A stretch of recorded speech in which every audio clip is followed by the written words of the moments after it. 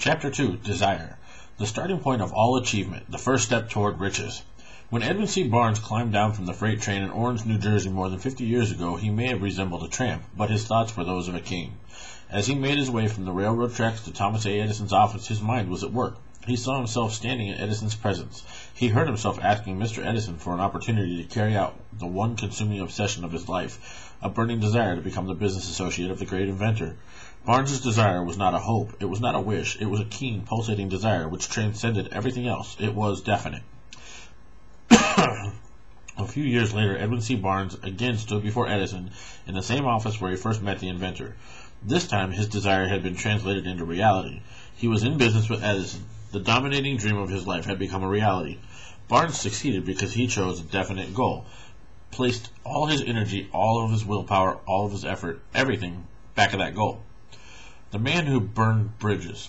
5 years passed before the chance he'd been seeking made its appearance. To everyone except himself, he appeared only another cog in the Edison business wheel. But in his own mind, he was the partner of Edison every minute of the time, from the very day that he first went to work there. It is a remarkable illustration of the power of a definite desire. Barnes won his goal because he wanted to be a business associate of Mr. Edison more than he wanted anything else. He created a plan by which to attain that purpose, but he burned all bridges behind him. He stood by his desire until it became the dominating obsession of his life, and, finally, a fact. When he went to Orange, he did not say to himself, "I will try to induce Edison to give me a job of some sort." He said, "I will see Edison, and I will put him on notice that I have come to go into business with him." He did not say, "I will keep my eyes open for another opportunity in case I fail to get what I want in the Edison organization."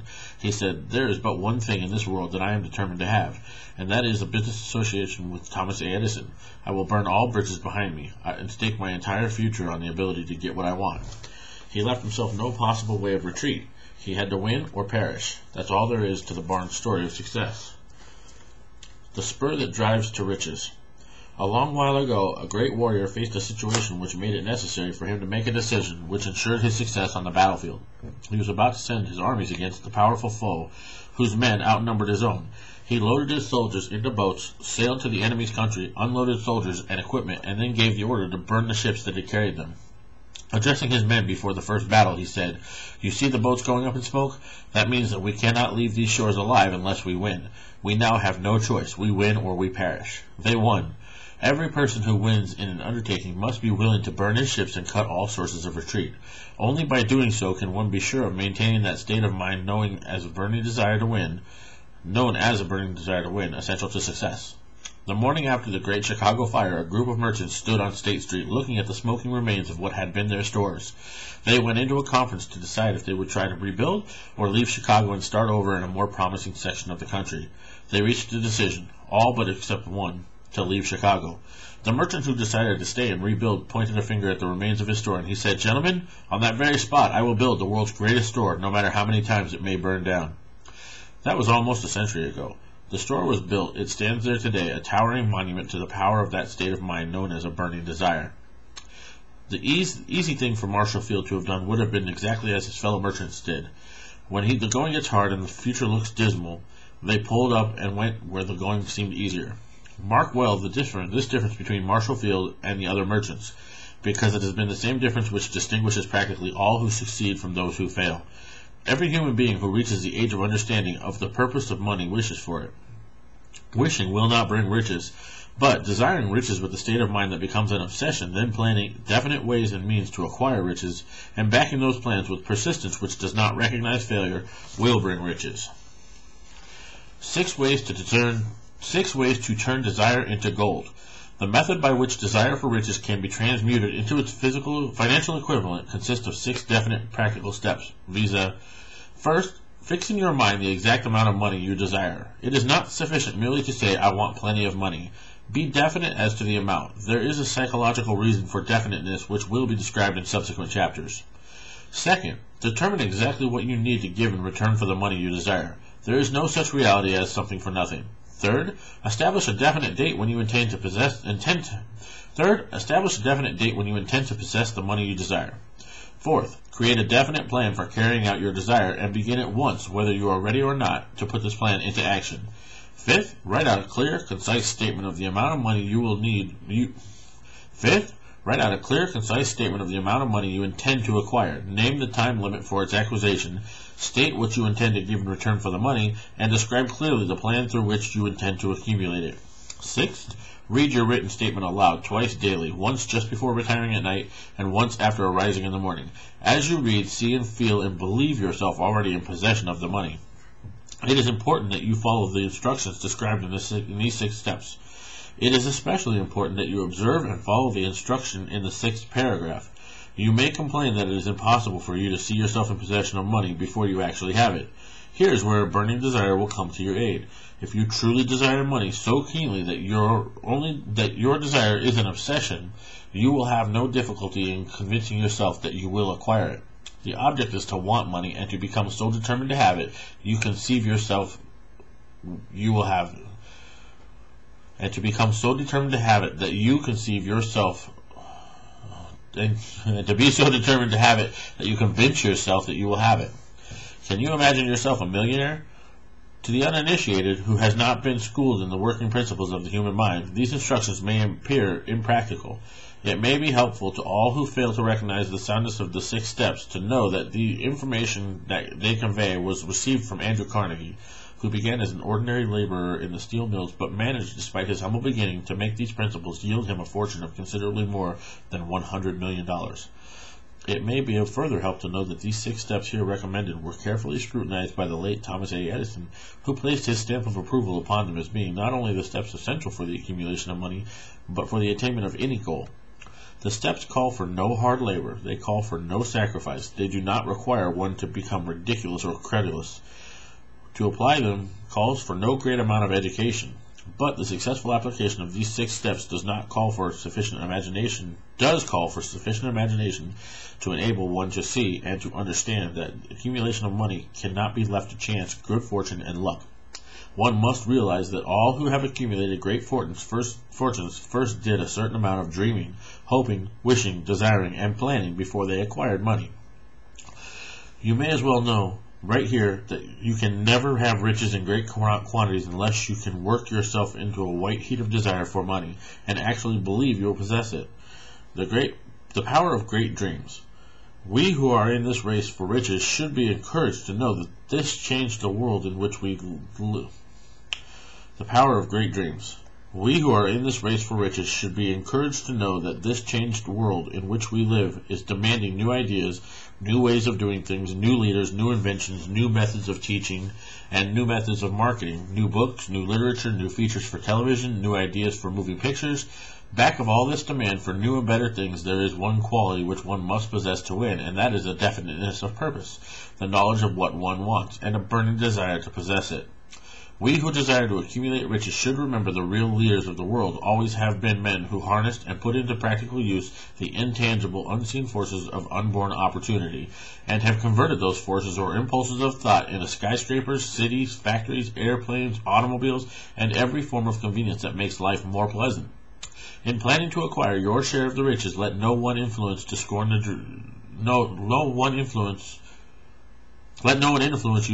dreamer. To win the big stakes in this changed world, you must catch the spirit of great pioneers of the past whose dreams have given to civilization all that it has of value.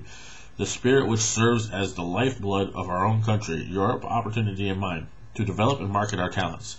If the thing you wish to do is right, and you believe in it, go ahead and do it. Put your dreams across and never mind what they say if you meet with temporary defeat, for they perhaps do not know that every failure brings with it the seed of an equivalent success. Thomas Edison dreamed of a lamp that could be operated by electricity, began where he stood to put his dream into action, and despite more than 10,000 failures, he stood by the dream until he made it a physical reality. Practical dreamers do not quit. Wayland dreamed of a chain of cigar stores, transformed his dream into action, and now the United Cigar Stores occupy some of the best corners in America. The Wright brothers dreamed of a machine that would fly through the air. Now one may see the evidence all over the world that they dreamed soundly. Marconi dreamed of a system for harnessing the intangible forces of the ether.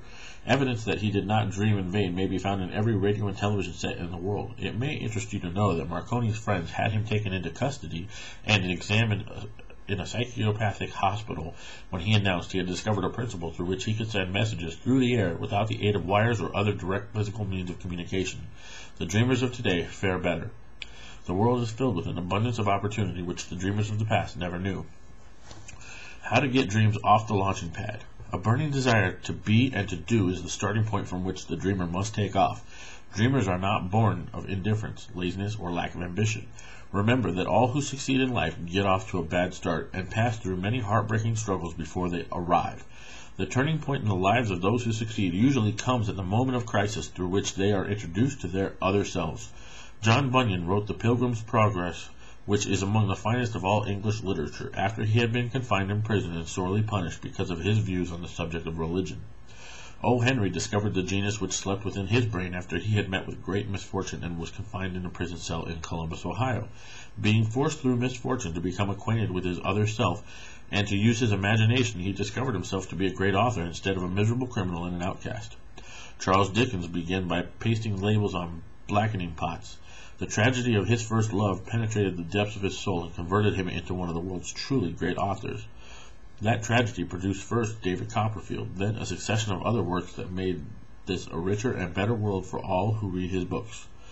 Helen Keller became deaf, dumb, and blind shortly after birth. Despite her greatest misfortune, she has written her name indelibly on the pages of history of the great. Her entire life has served as evidence that no one ever is defeated until defeat has been accepted as a reality. Robert Burns was an illiterate country lad. He was cursed by poverty and grew up to be a drunkard in the bargain. The world was made better for his having lived because he clothed beautiful thoughts in poetry, and thereby plucked a thorn and planted a rose in its place. Beethoven was deaf, Milton was blind, but their names will last as long as time endures because they dreamed and translated their dreams into organized thought. There is a difference between wishing for a thing and being ready to receive it. No one is ready for a thing until he believes he can acquire it. The state of mind must be belief, not mere hope or wish. Open-mindedness is essential for belief. Closed minds do not inspire faith, courage, and belief. Remember, no more effort is required to aim high in life, to demand abundance and prosperity, than is required to accept misery and poverty. A great poet correctly stated this universal truth through these lines. I bargained for life with a penny, and life would pay no more. However, begging at evening when I counted my scanty store. For life is just an employer. He gives you what you ask, but once you have set the wages, why, you must bear the task. I only worked for a menial's hire, only to learn, dismayed, that any wage I asked of life, life would have willingly paid. Desire outwits Mother Nature. As a fitting climax to this chapter, I wish to introduce one of the most unusual persons I have ever known. I first saw him a few minutes after he was born. He came into the world without any physical sign of ears, and the doctor admitted, when pressed for an opinion on the case, that the child might be deaf and mute for life. I challenged the doctor's opinion. I had the right to do so. I was the child's father. I, too, reached a decision and rendered an opinion, but I expressed the opinion silently, in the secrecy of my own heart. In my own mind, I knew that my son would hear and speak. How? I was sure there must be a way, and I knew I would find it. I thought of the words of the immortal Emerson. The whole course of things goes to teach us faith. We need only obey. There is guidance for each of us, and by lowly listening we shall hear the right word. The right word, desire, more than anything else. I desired that my son should not be a deaf-mute. From that desire I never receded, not for a second. What could I do about it? Somehow I would find a way to transplant into that child's mind my own burning desire for the ways and means of conveying sound to his brain without the aid of ears. As soon as the child was old enough to cooperate, I would fill his mind so completely with a burning desire to hear that nature would by methods of her own translate into a physical reality. All this thinking took place in my own mind, but I spoke of it to no one. Every day I renewed the pledge I had made to myself that my son should not be a deaf-mute. As he grew older and began to take notice of things around him, we observed that he had a slight degree of hearing. When he reached the age when children usually began talking, he made no attempt to speak, but we could tell by his actions that he could hear certain sounds slightly. That was all I wanted to know.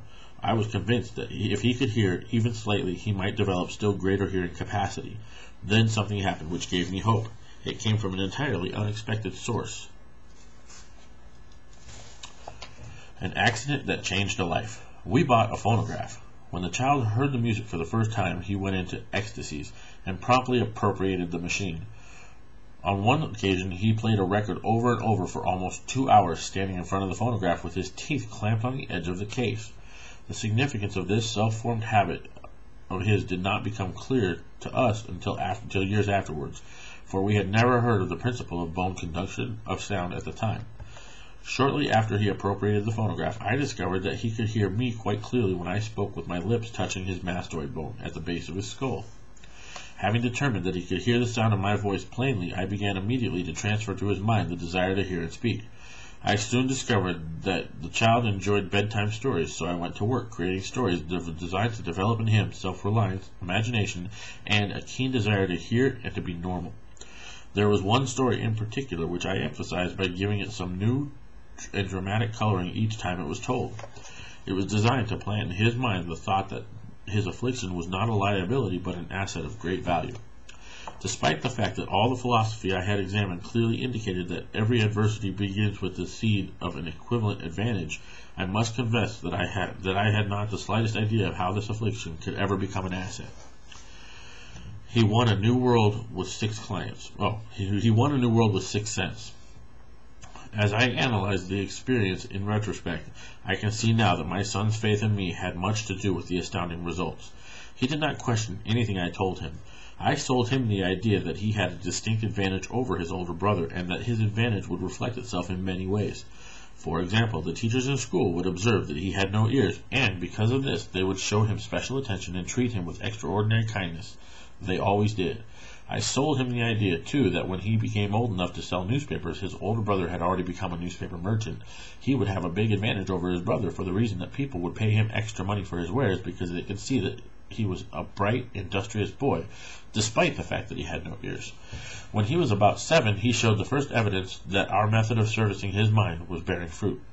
For several months he begged for the privilege of selling newspapers, but his mother would not give the project her consent. Finally, he took matters into his own hands. One afternoon, he was left at home with the servants. He climbed through the kitchen window, shinned onto the ground, and set out on his own. He borrowed 6 cents in capital from the neighborhood shoemaker, invested it in papers, sold out, reinvested, and kept repeating until late in the evening. After balancing his accounts and paying back the 6 cents he had borrowed from his banker, he had a net profit of 42 cents. When we got home that night, we found him in bed asleep, with the money tightly clenched in his hands. His mother opened his hand, removed the coins, and cried. Of all things, crying over her son's first victory seemed so inappropriate. My reaction was the reverse. I laughed heartily, for I knew that my endeavor to plant in the child's mind an attitude of faith in himself had been successful. His mother saw in his first business venture a little deaf boy who had gone out into the streets and risked his life to earn money. I saw a brave, ambitious, self-reliant little businessman whose stock in himself had been increased 100% because he had gone into business on his own initiative and had won. The transaction pleased me because I knew that he had given evidence of a trait of resourcefulness that would go with him all through life. The little deaf boy who heard. The little deaf boy went through the grades, high school, and college without being able to hear his teachers, excepting when they shouted loudly at close range. He did not go to school for the deaf. We would not permit him to learn the sign language. We were determined that he should live a normal life and associate with normal children, and we stood by that decision, although it cost us many heated debates with school officials. While he was in high school, he tried an electrical hearing aid, but it was of no value to him. During his last week in college, something happened which marked the most important turning point of his life.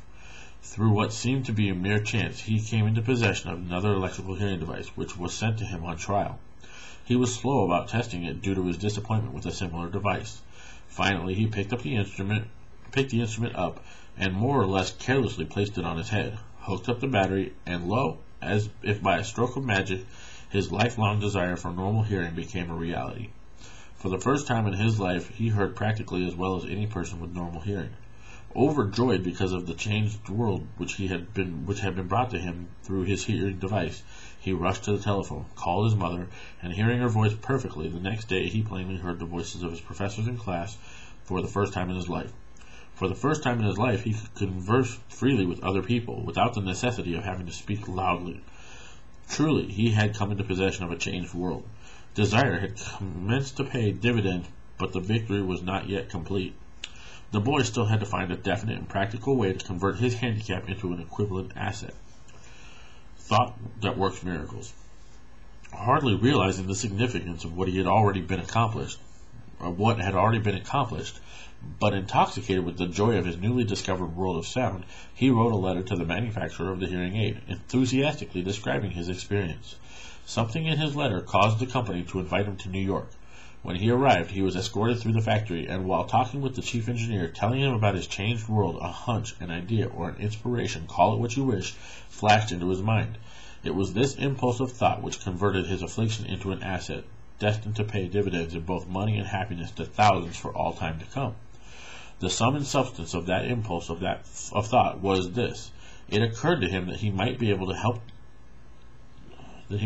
help to the millions of deafened people who go through life without the benefit of hearing devices, if he could find a way to tell them the story of his changed world. For an entire month, he carried on intensive research, during which he analyzed the entire marketing system of the manufacturer of the hearing device and created ways and means of communicating with the hard of hearing all over the world for the purpose of sharing with them his newly discovered changed world. When this was done, he put into writing a 2-year plan based upon his findings. When he presented the plan to the company, he was instantly given a position for the purpose of carrying out his ambition. Little did he dream when he went to work that he was destined to bring hope and practical relief to thousands of deafened people who, without his help, would have been doomed forever to deafness. There is no doubt in my mind that Blair would have been a deaf-mute all his life, and his mother and I not managed to shape his mind as we did. When I planted in his mind the desire to hear and talk, and live as a normal person, there went with that impulse some strange influence which caused nature to become a bridge builder, a span of the gulf of silence between his brain and the outer world. Truly, a burning desire has devious ways to transmuting itself into a physical equivalent. Blair desired normal hearing. Now he has it. He was born with a handicap which might easily have sent one with less defined desire into the street with a bundle of pencils and a tin cup. The little white lie I planted in his mind when he was a child by leading him to believe his affliction would become a great asset which he could capitalize has justified itself. Verily, there is nothing right or wrong which belief plus a burning desire cannot make real. These qualities are free to everyone. Mental chemistry works magic. One short paragraph in a news dispatch concerning Mme. Schumann-Heink gives the clue to this unusual woman's stupendous. Madame Shoemaker-Heink gives the clue to this unusual woman's stupendous success as a singer. I quote the paragraph because the clue it contains is none other than desire. Early in her career, Madame Schumann-Heink visited the director of the Vienna Court Opera to have him test her voice, but he did not test it. After taking one look at the awkward and poorly dressed girl, he exclaimed none too gently, "With such a face and no personality at all, how can you ever expect to succeed in opera? My good child, give up the idea, buy a sewing machine, and go to work. You can never be a singer." Never is a long time. The director of the Vienna Court Opera knew much about the technique of singing. He knew little about the power of desire when it assumes the proportion of an obsession. If he had known more about that power, he would not have made the mistake of condemning genius without giving it an opportunity. Several years ago, one of my business associates became ill. He became worse as time went on, and finally was taken to the hospital for an operation. The doctor warned me that there was little if any chance of my ever seeing him alive again. But that was the doctor's opinion. It was not the opinion of the patient. Just before he was wheeled away, he whispered feebly, "Do not be disturbed, Chief. I will be out of here in a few days." The attending nurse looked at me with pity, but the patient did come through safely. After it was all over, his physician said, nothing but his own desire to live saved him. He never would have pulled through if he had not refused to accept the possibility of death. I believe in the power of desire backed by faith, because I have seen this power lift men from lowly beginnings to places of power and wealth. I have seen it rob the grave of its victims. I have seen it serve the medium by which men staged a comeback after having been defeated in 100 different ways. I have seen it provide my own son with a normal, happy, successful life despite nature's having sent him into the world without ears. How can one harness and use the power of desire? This has been answered through this and the subsequent chapters of this book. Through some strange and powerful principle of mental chemistry, Through some strange and powerful principle of mental chemistry, which has never been divulged, nature wraps up in the impulse of strong desire that something which recognizes no such word as impossible and accepts no such reality as failure.